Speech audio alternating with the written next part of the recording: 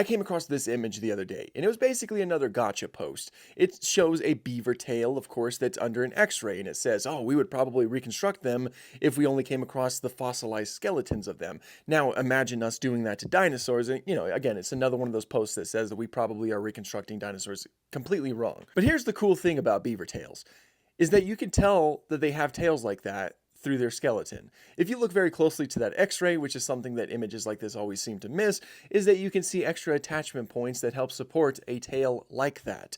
Guess what dinosaurs don't have? This is a process called comparative anatomy, where you simply just compare the anatomy of like extinct animals with modern day animals. Because dinosaurs don't have those extra attachment points on their tails, they probably didn't have beaver tails. In fact, they have tails that are very much in line with reptiles, which makes sense, because they're reptiles. See, that's the thing that not a lot of people who post things like that really, do. Like, they don't dive into the deeper workings of how things like this work, because there are processes like comparative anatomy or phylogenetic bracketing that help paint a clear picture of what these animals were like in life. It's not just shots in the dark. There's a lot of work. There's a lot of pre-production work that goes into simply drawing up a simple reconstruction. In fact, I'm currently reading a whole book about it. I don't know where it is. I think it might be in the other room. I'm reading a whole book about it that kind of goes into detail about all of like the pre-production work that goes into reconstructing a dinosaur or an extinct creature. And let me tell you, it's not just